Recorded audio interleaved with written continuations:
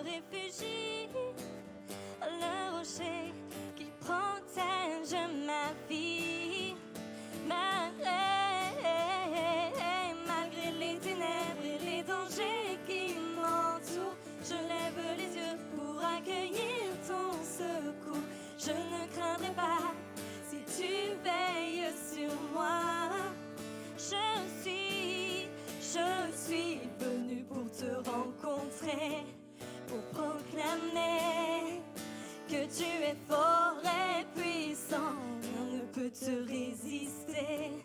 Sois glorifié, Dieu, tu es fort et puissant, rien n'est impossible à toi, ô roi des rois. Dieu, tu es fort et puissant, au-dessus de tous les noms, nous déclarons. Dieu, tu es fort et puissant. Oh, oh, oh, oh, Dieu, tu es fort et puissant. Oh, oh, oh, oh, Dieu, tu es. Dieu, tu es ma force et mon chant, mon bouclier et mon libérateur. Souverain, mon sauveur règne aux cieux. Dieu, tu es. Dieu, tu es ma force, mon appui, mon réconfort et mon plus tendre ami. Un rempart devant mes ennemis. Malgré les ténèbres et les dangers qui m'entourent, je lève la voix pour affirmer ton amour. Je ne craindrai pas si tu es près de moi. Je suis venu pour te rencontrer, pour proclamer que tu es fort et puissant, rien ne peut te résister. Sois glorifié, Dieu, tu es fort et puissant, rien n'est impossible à toi, ô roi des rois. Que tu es fort et puissant, au-dessus de tous les noms, nous déclarons que tu es fort et puissant. Oh, oh, oh, oh, Dieu, tu es fort et puissant. Oh, oh, oh, oh, oh,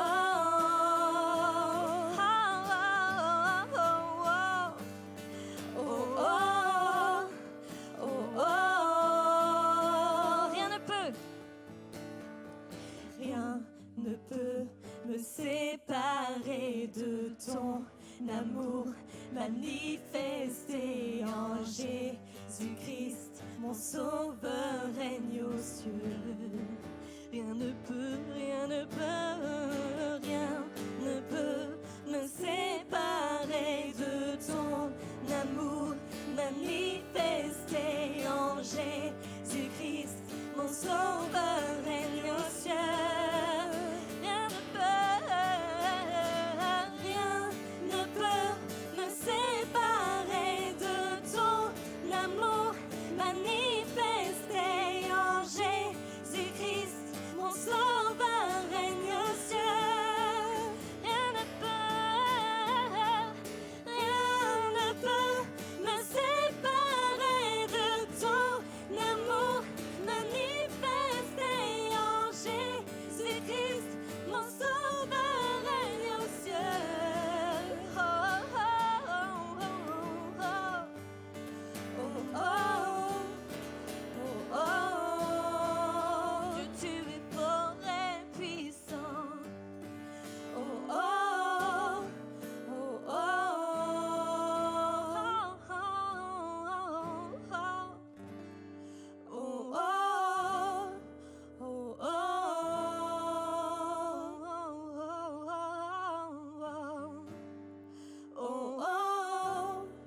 oh, oh,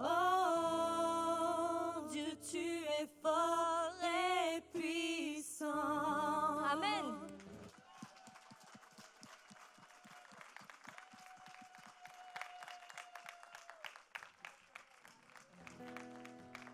Oui, Seigneur, nous voulons le déclarer encore que tu es fort et puissant.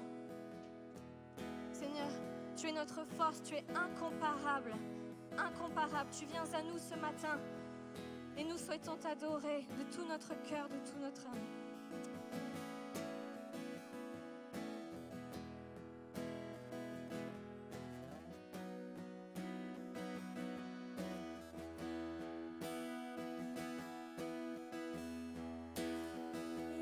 Ma force incomparable, incomparable. Tu viens à moi. Tu es l'espoir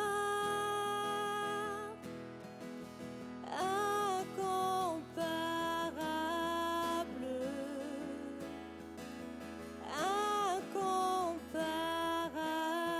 incomparable.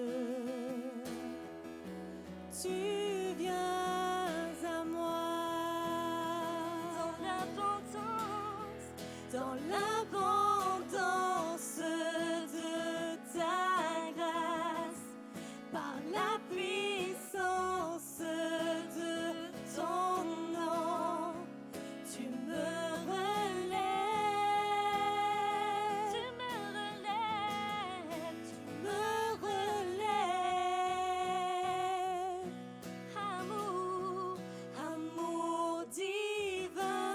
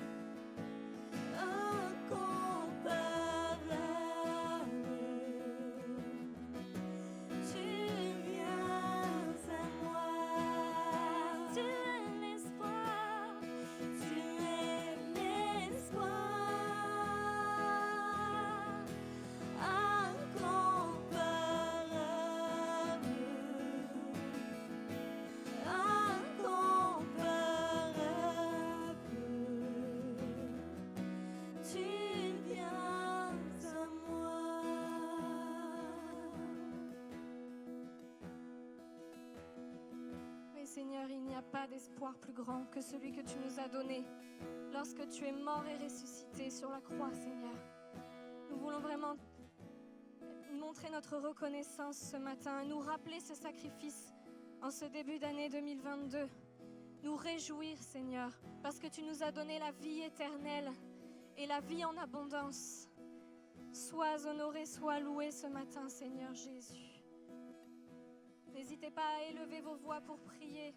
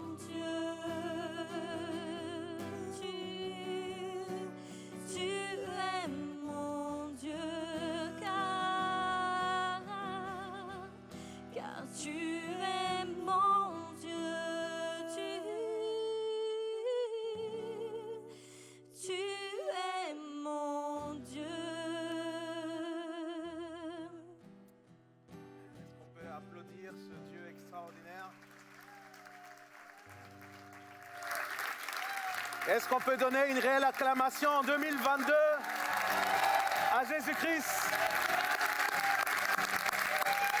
Il a été fidèle en 2021, il sera fidèle en 2022. Alléluia.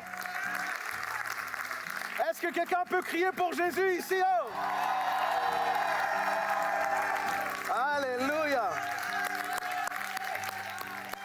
Nous t'adorons, Jésus.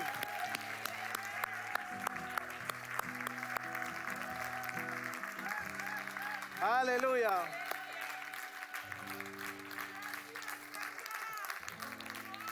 Yes. Merci, Jésus. À toi, ça toute la gloire. Honneur, hommage.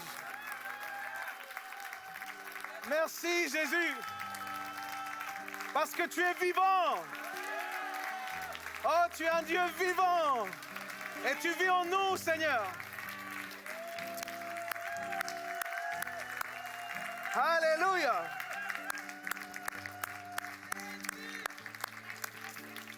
Amen. Amen. Merci, Seigneur. Dis à quelqu'un, bonne année.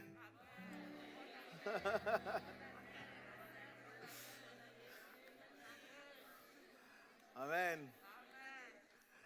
Vous pouvez prendre place. Pasteur Christian, toute l'équipe pastorale, moi-même, mon épouse, on veut vraiment vous présenter, vous offrir tous nos vœux. Les meilleurs vœux pour cette année 2022. Une année dans laquelle on va voir encore des miracles et la puissance manifestée du Fils. Du Fils de Dieu. Amen. J'ai confiance, j'ai tellement foi, parce que la Bible dit que là où le péché abonde, je ne sais pas si tu es au courant, mais les choses vont de mal en pire. Mais quand les choses vont de mal en pire, la gloire du Seigneur se manifeste encore plus. Amen. Amen. On a essayé, on a bien fait de pouvoir garder ce culte. Vous savez, il y a énormément d'églises qui ont dû fermer leurs portes à cause de cette recrudescence. Mais merci Seigneur, on peut ouvrir encore les portes de sa maison et on peut célébrer Jésus. Alors il n'y aura pas par contre de maison de prière ce mardi, ça reprendra à partir du 11 janvier. Vous savez aussi, c'est important de le dire, on est au pic vraiment de cette épidémie. C'est pas facile de cette pandémie et puis donc merci d'être exemplaire avec nous sur le port du masque, mettez-le bien sur le nez, sur la bouche, c'est très important. On veut essayer de maintenir la maison du Seigneur ouverte le maximum de temps possible, il faut que tout le monde joue le jeu avec nous, amen. Et une autre nouvelle sur laquelle on a les sentiments partagés, on est heureux mais en même temps très triste, puisque notre frère Jacques Barbereau nous a quittés le 30 décembre, juste avant minuit. Vous savez, le frère, depuis le 4 novembre, il était à l'hôpital de Thiers, on lui avait diagnostiqué un cancer général, mais foudroyant. Pour ceux qui ne le savent pas, Jacques Barbereau, c'est le colporteur de la Bible qui, on peut le dire, hein, maintenant il a rejoint notre Père Céleste. Et sûrement que le Seigneur lui a dit, bon et fidèle serviteur, entre dans la joie de ton maître. Et Jacques est parti, il avait déjà 86 ans. Et il était un vrai évangéliste, vraiment un vrai évangéliste. Je ne sais pas si vous êtes au courant, mais c'est lui qui a fondé l'association Une Bible par foyer. Et ça fait 40 ans les amis, 40 ans pendant lequel son souci c'était que les personnes puissent avoir un accès à la parole de Dieu, quoi. Que les Parisiens puissent toucher, ne serait-ce qu'au travers de ce livre, une espérance. Et on remercie le Seigneur pour toutes ces années. Il a distribué des Bibles dans les rues de Paris. Et il a fait un ministère formidable que j'estime me défie, et je pense qu'il nous défie tous sur notre mission. Amen. Alors les obsèques auront lieu la semaine prochaine, directement au cimetière de Valmy, au métro Porte de Charenton, dans la ligne 8, sur la ligne 8, pardon. Et un mémorial, un mémorial aura lieu la semaine d'après. Ce que je vous propose, c'est de pouvoir prier parce que, comme je vous dis, c'est des sentiments, c'est les deux sentiments. C'est la joie de savoir que, il a travaillé, il a charbonné, mais maintenant, il profite de la présence de Dieu. Mais en même temps, il y a des familles qui sont endeuillées. Il y a des gens, il y a des proches qui vont vivre maintenant un processus qui ne va pas être des plus simples. Alors je vous propose de simplement incliner vos têtes et on va prier le Seigneur. Seigneur, parce que tu es celui qui ne nous a pas laissés orphelins, mais tu nous as laissé le consolateur, qui nous guidera vers toute vérité et justice. Seigneur, nous prions ensemble en tant qu'Église pour la consolation de tes enfants. Nous prions, Seigneur, pour que tu apaises les cœurs, pour que ta présence vienne donner de la paix, Seigneur, au milieu, Seigneur, de ce deuil. Et surtout, Père éternel, pour que chacun puisse voir que tu accompagnes ce temps. Tu es avec eux, tu es avec nous. Merci pour notre frère, merci pour l'héritage qu'il nous laisse. Merci, Seigneur, pour ce travail qu'il a accompli. Et Seigneur, merci, Seigneur, pour ce que tu as permis de pouvoir vivre ici, Seigneur. Il était l'un des piliers. Nous te remercions pour toute cette œuvre, Seigneur, qu'il a accomplie. Tout ce que toi, tu as fait au travers de lui, Seigneur. Seigneur, nous voulons l'honorer et nous croyons, Seigneur, que tu feras du bien à sa famille, à ses proches. Au nom de Jésus. Amen. On va sur le message que j'ai appelé l'appel de l'église locale. Pendant très longtemps, j'aurais aimé qu'on m'explique ce que je vais vous expliquer aujourd'hui. Est-ce qu'il y a parmi nous, et vous ne vous sentez pas gênés, mais est-ce qu'il y a des personnes qui sont là pour la première fois, par exemple? Ouais, ok, bienvenue, on peut les applaudir, merci, bienvenue. Ok. Super. Est-ce qu'il y a des ados ou des enfants, peut-être? Oui, il y a quelques ados. Très bien, très bien. On peut les applaudir, merci d'être là. Moi, j'aurais voulu qu'on m'explique ce qu'on va voir maintenant, d'accord? Parce que je me suis rendu compte que l'une des meilleures images, des images en tout cas les plus concrètes, pour comprendre ce qui est le fonctionnement de l'Église, le rôle, la vocation, la mission, l'appel en fait de l'Église, eh bien, je dirais que c'est comme un hôpital. C'est de pouvoir considérer l'Église comme un hôpital. La première chose, c'est que Jésus n'est pas venu pour ceux qui sont guéris. Okay? Il est venu pour ceux qui étaient malades, et particulièrement ceux qui étaient malades du cœur, ceux qui étaient malades de l'intérieur, ceux qui étaient malades dans leur âme, des gens brisés par la vie. Et je ne parle pas simplement de ceux qui ont une vie brisée à cause de ce qu'ils ont semé ou parce qu'ils ont fait des bêtises, etc., ou des erreurs. Je parle du commun des mortels, de ces personnes qui du jour au lendemain peuvent se retrouver dans des situations catastrophiques et ce n'est même pas de leur faute. Un business qui tombe, un business qui échoue, alors qu'on a investi, et vous savez qu'avec cette pandémie, il y a énormément d'entreprises qui ont fait faillite, et tout d'un coup, tout allait bien, et là, tout s'effondre. On se retrouve avec des dettes interminables, et on se trouve dans une situation critique. Non pas qu'on l'ait cherché, non pas qu'on a eu une mauvaise gestion, c'est qu'il y a une situation comme laquelle on est attaqué. La perte d'un être cher aussi. C'est peut-être le cas de quelqu'un ici, ça nous brise, on n'est jamais prêt. On n'est jamais prêt lorsque notre conjoint décède. On n'est jamais prêt, même si la personne a été malade, etc. Ça nous fait toujours quelque chose, ça nous bouscule, ça crée une absence. Pour les enfants, par exemple, qui vivent une famille qui se divorce, un couple qui divorce, et peut-être vous-même, vous venez d'une famille dans laquelle il y a eu un divorce, et aucun divorce n'est sans séquelles. Il y a toujours des dégâts. Tu étais un enfant et tu n'as rien demandé. Et d'un coup, tu as vu ces vies bousculées parce que tes parents ont divorcé. Ou alors un déménagement forcé. On a dû changer de situation radicalement pour cause de danger ou pour autre. Et on se retrouve déraciné de tous nos repères, de là où on avait grandi. C'est un défi de vie, les amis. Ça laisse des traces en nous. Ce sont des saisons de vie, ce sont des choses qui sont communes à nous tous et qui peuvent tous nous arriver. Et sans doute, plus on grandit, et vous n'êtes pas sans savoir que plus on grandit, plus on vit de défis, mais aussi des chocs émotionnels. Plus on grandit, plus on fait face à des déceptions, plus on fait face à des blessures, à des souffrances qui vont comme mettre un handicap dans nos vies. Parfois, on marche plein de séquelles, plein de cicatrices qui ont bien du mal à guérir, qui n'ont pas été bien soignées. Ce qui est certain, c'est qu'à un moment de notre vie, nous allons tous avoir besoin de soins. Nous allons tous avoir besoin de guérison. Et Jésus va dire ceci. Luc chapitre 5, verset 32, il va dire « Je ne suis pas venu, et je lis la version parole de vie, parce que je la trouve plus pertinente, je ne suis pas venu appeler ceux qui se croient justes. Je suis venu appeler ceux qui se reconnaissent pécheurs et pour qu'ils puissent changer de vie. » Les amis, la vie, je ne sais pas si tu es au courant, mais ce n'est pas un film d'Hollywood. Ce n'est pas ce que tu regardes sur Netflix ou ailleurs. Ils vont devoir muter ça dans l'enregistrement. Ce n'est pas un long fleuve tranquille. Absolument tout le monde, à un moment, il va vivre une crise qui va avoir besoin de restauration. Mais surtout, absolument tout le monde, à un moment, va se rendre compte d'une chose, c'est qu'il a besoin d'amour.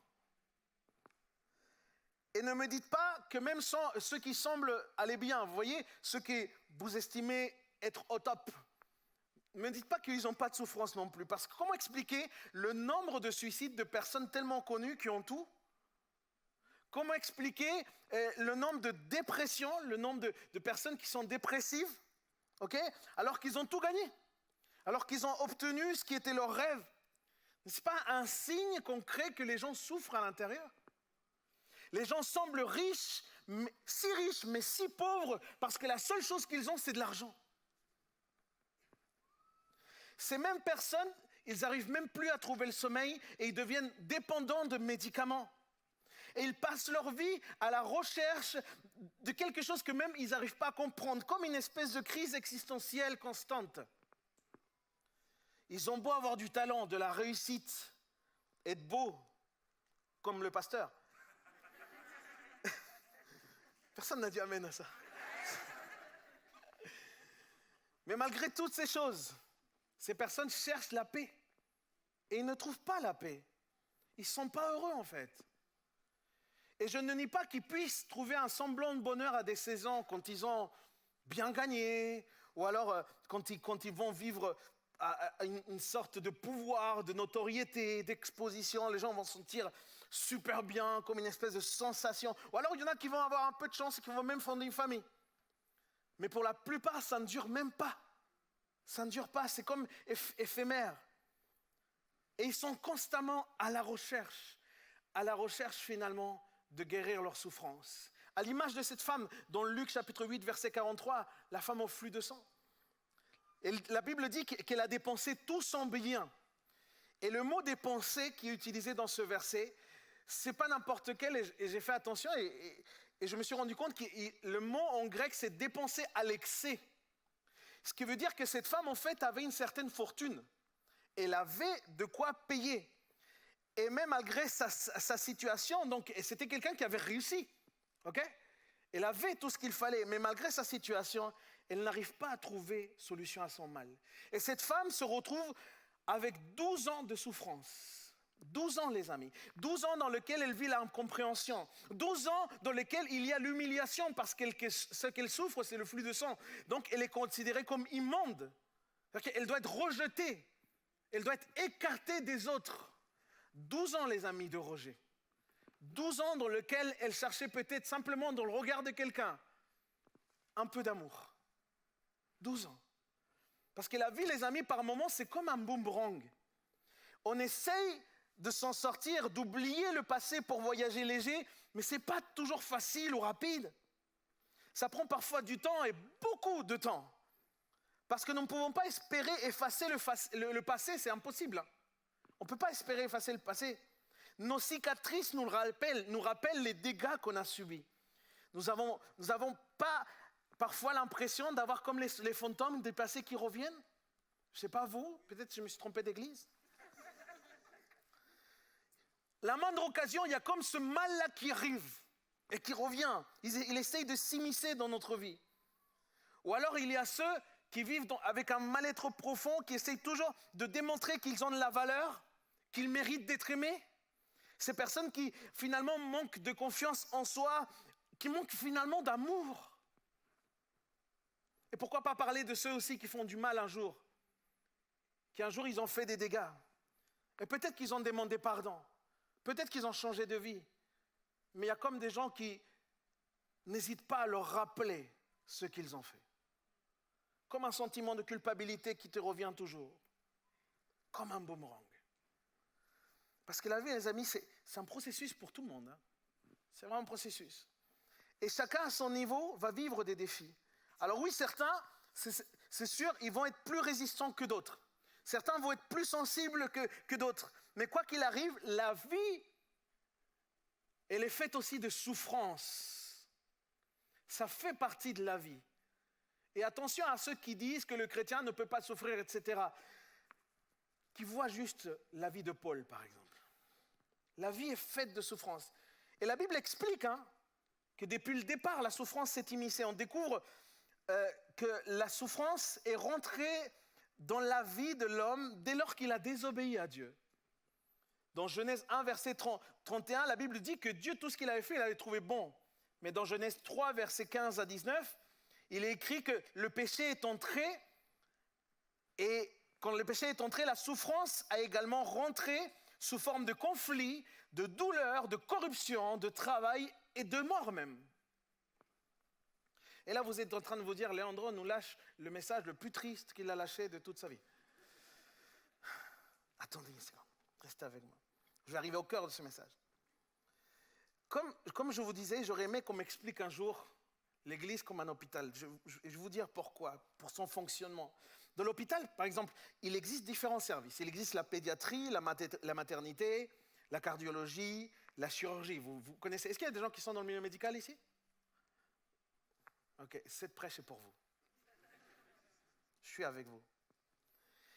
Mais il n'y a qu'un service par lequel on a accès à tous les autres, et c'est le service des urgences. Ok?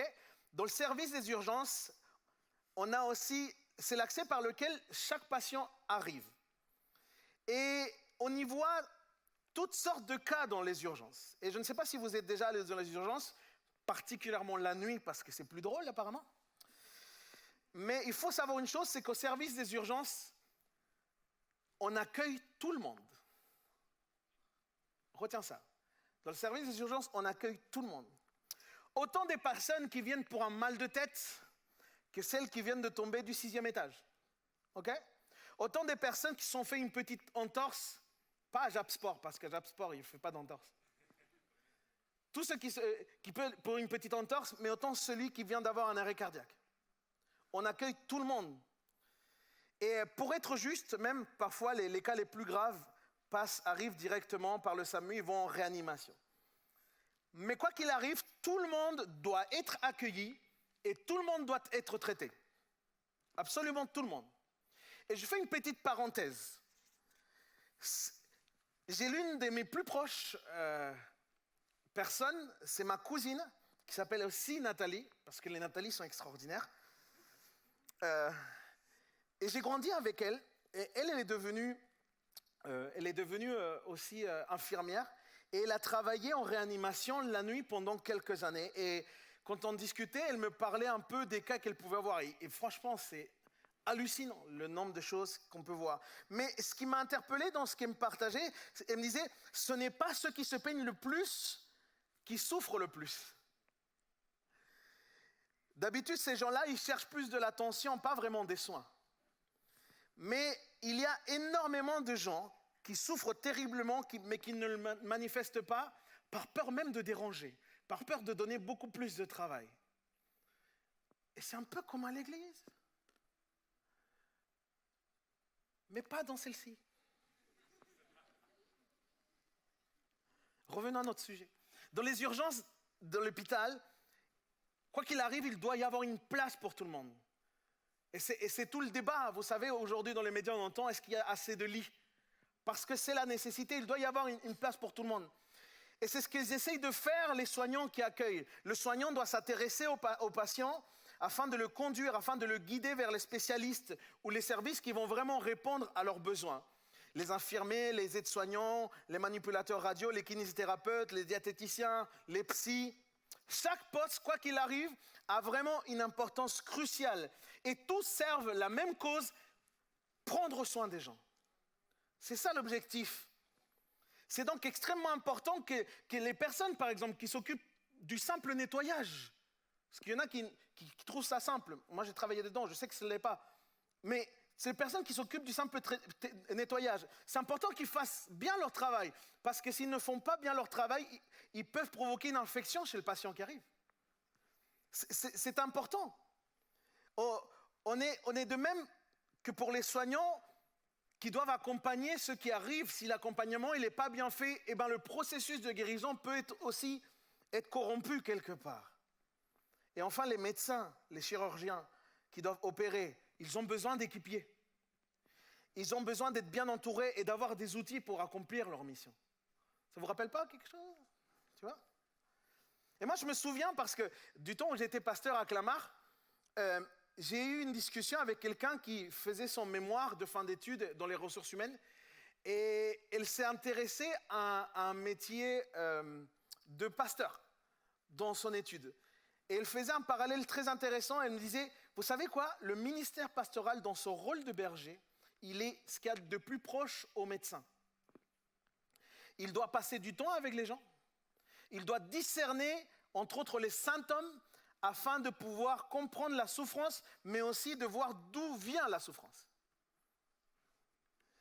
Et l'image de l'hôpital, pour moi, donne un sens unique à ce qui est l'appel de l'église locale. Par exemple, le travail de l'équipe d'accueil, il est extrêmement important pour toute personne qui arrive à l'église. Mais pareil, ceux qui intercèdent. De même, ceux qui sont animateurs pour les enfants, pour les ados, pour les jeunes. Les leaders qui accompagnent des équipes. Absolument tous sont très importants dans l'église et surtout, tous sont là pour le même appel, prendre soin des âmes. Et comprenez ceci, il n'y a aucun intérêt pour quelqu'un qui est déjà guéri d'aller demander des soins à l'hôpital. Vous êtes d'accord avec moi? Okay?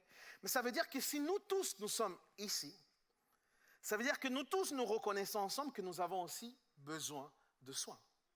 Nous avons tous besoin de Dieu. Et je vous l'assure, l'église ne peut pas devenir un club. Et c'est la tentation. Ça ne peut pas devenir un club de personnes qui vivent dans une vie parfaitement contrôlée, dans une vie équilibrée, sans dérapage. Moi, le péché, là, je ne connais pas. Un club de personnes qui paraissent en parfaite santé émotionnelle, physique, spirituelle. Vous savez, ces gens qui ne font que monter. Ils ont des ailes et tout. C'est incroyable. Il y a des gens comme ça. Ils assistent au culte, d'ailleurs, pas forcément pour les bonnes choses, parce qu'ils essaient de simplement trouver du réconfort dans leurs valeurs. Oh, l'église, il y a des valeurs familiales au moins. Dans l'église, on parle d'honnêteté, là, il y a les bonnes mœurs. C'est là, ok? Et je ne dis pas que ces valeurs, on ne peut pas les retrouver dans l'église, mais je dis juste que la motivation n'est pas la bonne. La motivation ne peut jamais être celle-là, parce que ça voudrait dire qu'on devrait exclure de l'église absolument toutes ces personnes qui ne sont pas aussi nickel, aussi parfaites. On n'accepterait plus celui qui est différent finalement. Okay? Celui qui ne s'habille pas comme toi. Okay? Celui qui arrive tout juste à l'église et qui a une coupe de cheveux un peu trop exubérante à ton goût. Ou qui a une couleur. Oh, la couleur! Une fois, il y a quelqu'un qui est venu comme ça voir un pasteur, il a dit, mais vous vous rendez compte de la couleur de ce frère? Et le pasteur, il a dit, mais si vous vous rendez compte le nombre de sœurs qui ont des couleurs... Les gens, il faut qu'ils trouvent une place, mais si on part dans un concept de club, les gens s'arrêteraient là, quoi. Dès que les gens ont des vêtements dans lesquels on voit un peu trop, ça serait la folie. Et il y a des cas comme ça où il y a des personnes qui juste s'approchent de l'église et ils ne sont pas habillés, peut-être comme toi tu l'estimes, et toi tu es là, oh, alléluia! Sanctifie-moi! Et c'est pas possible. On a eu des personnes qui, effectivement, on ne voyait presque plus la peau tellement ils avaient de tatouages. Mais au lieu de les regarder avec un regard qui accueille, enfin bref. Mais parlons aussi de ceux qui ont la belle cravate pour arriver à l'église. Parlons de ceux qui s'habillent nickel, ok? mais qui finalement arnaquent beaucoup plus vite que leur ombre? Non, mais on en parle ou pas?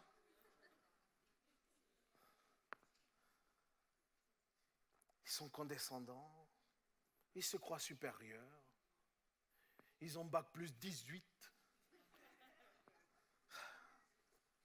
Je voulais que je vous dise quelque chose, mes amis. Dans l'hôpital de Dieu, dans cette maison, on va accueillir tous les profils. Non, je ne sais pas si vous avez entendu ce que je suis en train de dire. Dans l'hôpital de Dieu, on doit accueillir tout le monde, les amis. Tous les profils. Pourquoi? Parce que toutes ces personnes qui s'approchent, ils sont, en même temps qu'ils s'approchent de l'Église, ils sont en train de s'éloigner de la mort. Et face à la mort, on est tous pareils, on est des humains démunis. On est parfois effrayés. Et cette pandémie, c'est bien chargé de nous le rappeler, n'est-ce pas? Et bien évidemment, je ne suis pas en train de parler de comment on doit s'habiller n'importe quoi. Quand tu sers Dieu, la Bible dit, Paul parle très clairement, par exemple, des caractéristiques qu'on recherche chez un serviteur. Comment est-ce que la personne doit se comporter, etc. Mais quand la personne arrive, tu ne peux pas cataloguer. Tu ne peux pas regarder pareil. Là, c'est une âme qui s'approche tout juste de Dieu. Il faut bien faire la part des choses. Et je suis convaincu, les amis, que l'Église, justement, est celle qui doit accueillir tous ces profils. Parce qu'avant tout, toutes ces personnes, ce sont des âmes précieuses aux yeux de Dieu. Ce sont pour beaucoup des vies brisées, en fait. Ce sont des gens désespérés, des gens qui sont en perte de repères. Pour beaucoup d'entre eux, ils arriveront à l'Église parce que Jésus, petit à petit, est apparu dans leur chemin. Et il va se révéler à eux. Et quand ils vont s'approcher vraiment de Jésus, ce qui va se passer, c'est qu'ils vont réaliser qu'ils sont pécheurs et qu'ils ont besoin de Dieu. Mais tout comme toi et moi, pareil. Et ni toi ni moi, on a le droit de tourner le dos. On a le droit de fermer des portes. Parce qu'on peut croire que les gens ne sont pas assez bien pour cette maison. Ils n'ont pas la bonne culture pour ici. L'Église est comme l'hôpital de Dieu, les amis.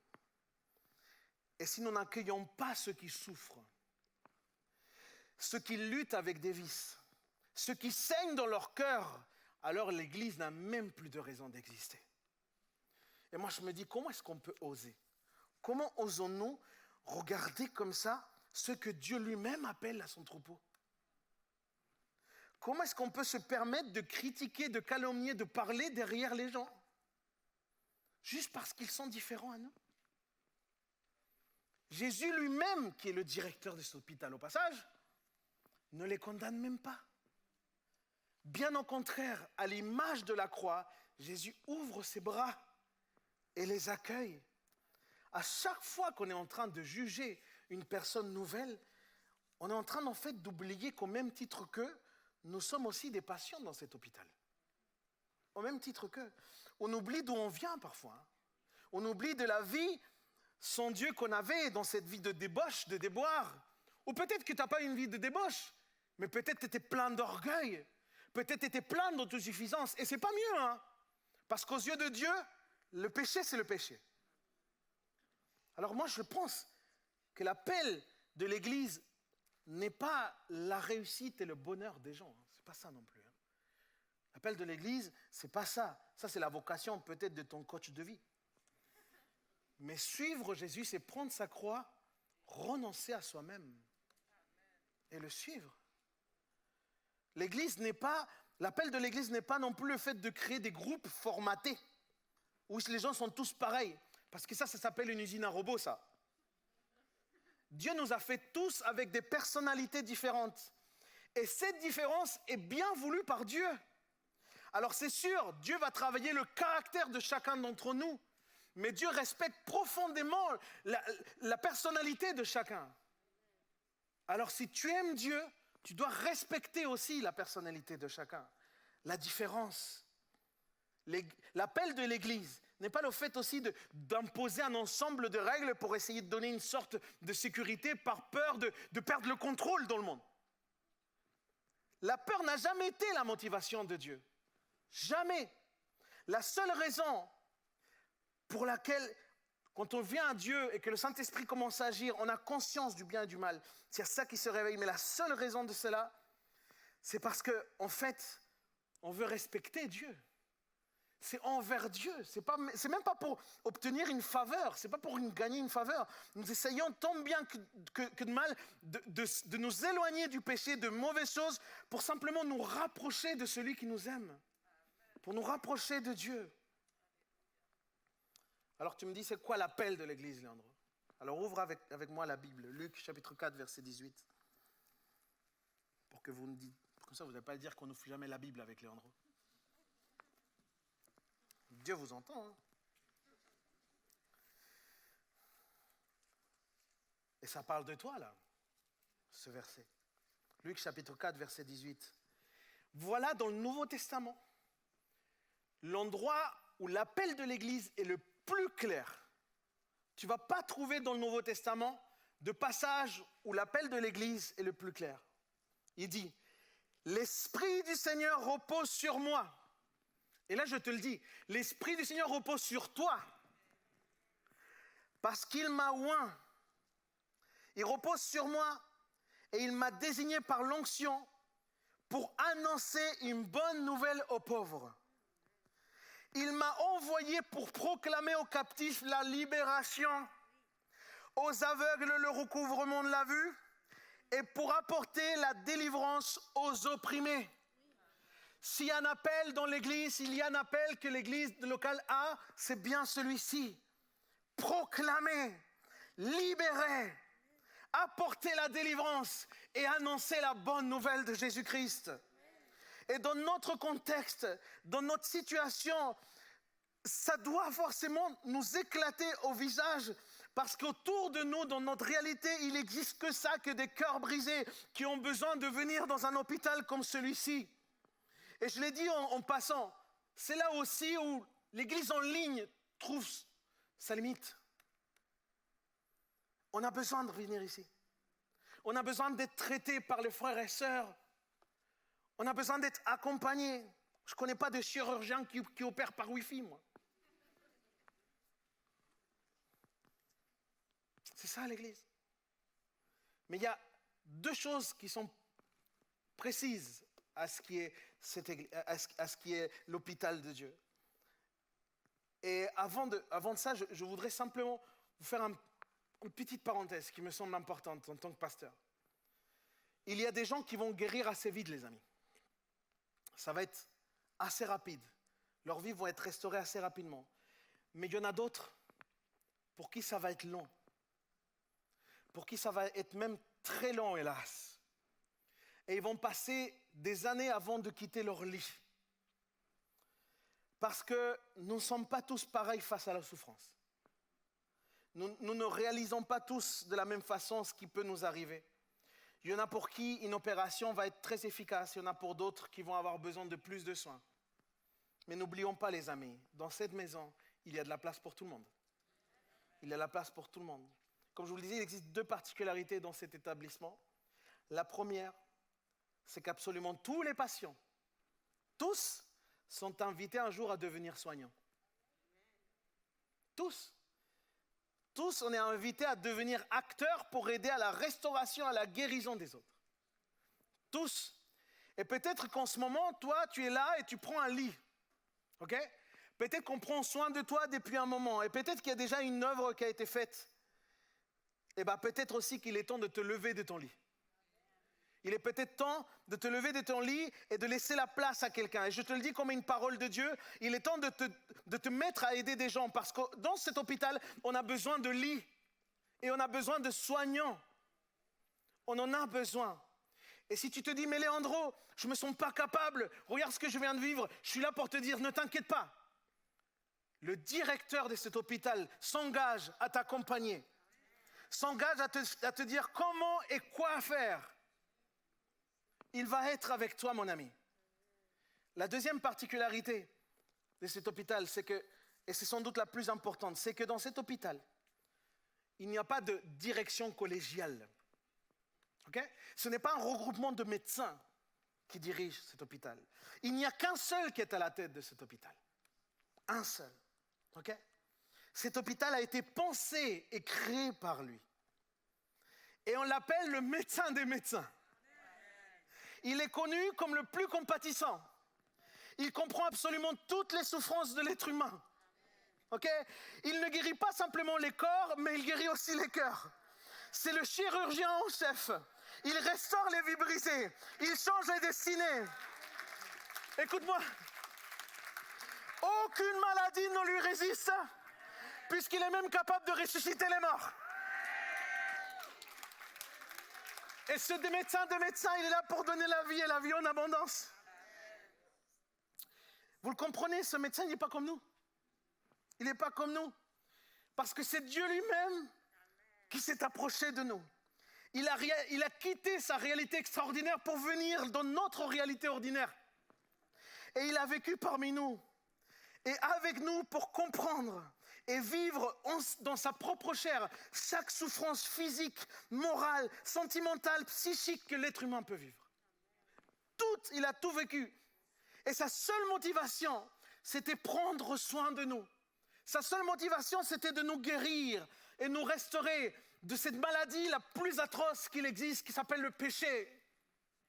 Cette maladie qui nous a amenés vers la mort. Il est venu pour nous guérir, les amis. Et il a pris cette décision incroyable malgré qui nous étions. Parce que quand on est arrivé dans cet hôpital, les amis, c'est sûrement parce qu'on avait été rejeté de plein d'autres endroits. Quand on est arrivé dans cet hôpital, il n'y a personne qui ne donnait même pas 1 euro pour nous, les amis. Et lui, il nous a accueillis. Aussi imparfait qu'on soit. Vous savez pourquoi? Parce qu'il nous aime. Parce qu'il nous aime. Oh, je pensais que vous alliez célébrer ça. Parce que Jésus nous aime, les amis. Je vais finir avec ça. Ésaïe chapitre 53, versets 4 et 5. Pourtant, ce sont nos souffrances qu'il a portées. C'est de nos douleurs qu'il s'est chargé. Et nous l'avons considéré comme puni, frappé par Dieu et humilié. Mais lui, il était blessé à cause de nos transgressions, brisé à cause de nos fautes.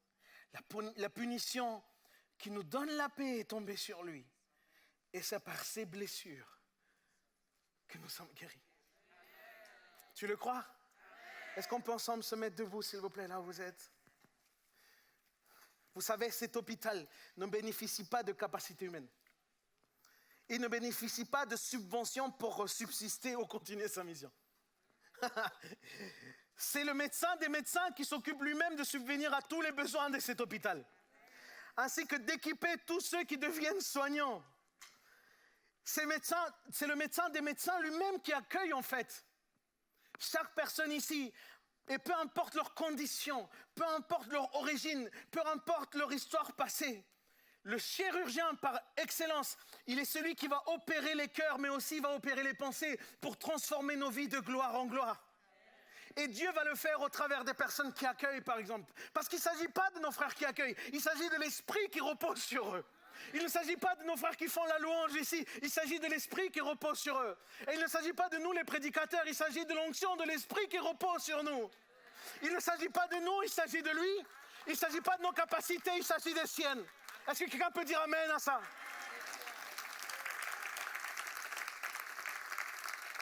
Et je vais te dire ça. Aujourd'hui, nous sommes des millions. Aujourd'hui, nous sommes des millions à avoir bénéficié des soins. Des soins que seul le roi des rois peut faire. Et je vais te dire, on est plusieurs à pouvoir lever la main et dire Dieu a transformé nos vies. Dieu nous a guéris. Et Dieu est en train de nous guérir. Dieu est en train de nous guérir. Alléluia. Est-ce qu'on peut fermer nos yeux un instant? Je veux te dire au nom de Jésus, bienvenue dans cet hôpital. Quelle que soit ta condition, tu es le bienvenu dans cet hôpital. Mais peut-être que tu t'es reconnu dans cette personne qui chemine petit à petit et Dieu l'a ramené ici. Et là, tu rencontres Jésus. Là, tu rencontres ce fameux chirurgien.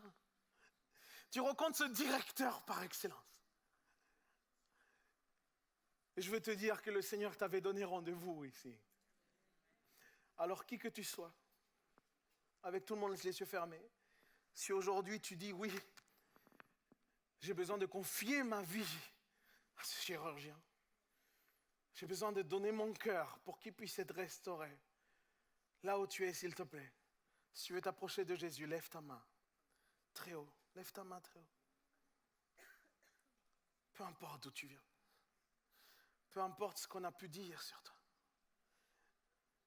Peu importe. Juste lève ta main vers le ciel. Et invite ce chirurgien à opérer dans ta vie. Si tu veux donner ta vie à Jésus, si tu veux qu'il devienne ton sauveur avec ta main levée, fais cette prière avec moi. Jésus, aujourd'hui, dis-le audiblement. Jésus, aujourd'hui, je t'offre mon cœur. Je te le confie. Je veux bien me placer dans ton bloc d'opération. Parce que j'ai la certitude qu'avec toi, j'aurai la vie. Deviens mon sauveur, mais aussi le maître, le Seigneur de ma vie. Pardonne mes fautes. Pardonne mes erreurs. Et aujourd'hui, je t'accueille. J'accueille ton amour. Inscris mon nom, Seigneur, dans le livre de la vie. Parce que je ne mourrai pas, je vivrai éternellement avec toi. Enseigne-moi pour qu'un jour aussi je devienne un soignant. Au nom de Jésus. Amen. Et plusieurs mains se sont levées. Est-ce qu'on peut applaudir Jésus?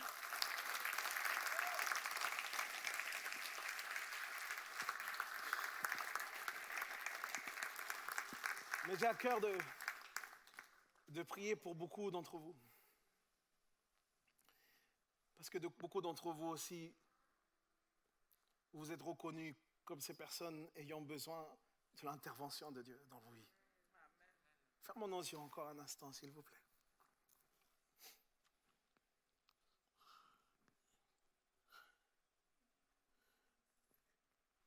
Et ceux qui ont le cœur déchiré aujourd'hui, ceux qui saignent, peut-être que cette année 2021, ça a été la goutte qui a fait déborder. Peut-être que tu es arrivé ici tellement désespéré. Mais aujourd'hui, je suis là pour te dire que le chirurgien veut intervenir dans ta vie. Il veut te toucher par son amour. Alors si tel est ton cas, lève tes mains vers le ciel.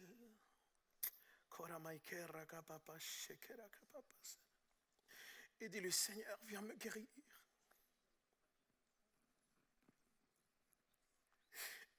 En fait, j'ai du mal à faire confiance, mais à toi, Seigneur. À toi, je confie mon cœur encore aujourd'hui. Seigneur Jésus, tu vois ces mains levées. Tu vois ces mains levées, Seigneur. Père éternel, au nom de Jésus, viens toucher les cœurs. Saint-Esprit, en cet instant, je prie, Père éternel, pour qu'un souffle nouveau vienne sur les vies. Seigneur, viens restaurer les vies brisées au nom de Jésus. Saint-Esprit, descends sur ces corps, descends sur ces cœurs au nom de Jésus. Envahis ces vies. Et peut-être qu'il y en a qui sont en ligne, soyez aussi, recevez au nom de Jésus. Oh Seigneur, je prie, Père éternel, parce que ça ne sont pas simplement des gens qui ont aussi besoin de toi, mais ce sont aussi de futurs soignants, Seigneur. Seigneur, je sais qu'il y aura des témoignages, des personnes que ça faisait très longtemps, ils étaient sur leur lit. Ils vont se lever au nom de Jésus. Et ils vont être ces instruments par lesquels tu vas te servir pour pouvoir restaurer des vies, pour pouvoir guérir, pour pouvoir accompagner, Seigneur. Alors, Seigneur, que ton esprit vienne et nous équipe encore une fois. Seigneur, on commence cette année 2022, non pas comme les autres. On veut être à ton service. On veut être cet hôpital. On veut être cette église qui accueille ceux qui sont dans le besoin. Seigneur, viens nous convaincre de péché lorsqu'il y a le jugement dans nos vies. Seigneur, viens nous confronter sur ces choses-là. Et mets en nous, Seigneur, ton regard. Mets en nous ta passion pour les âmes. Mets en nous, Seigneur, ton amour au nom de Jésus.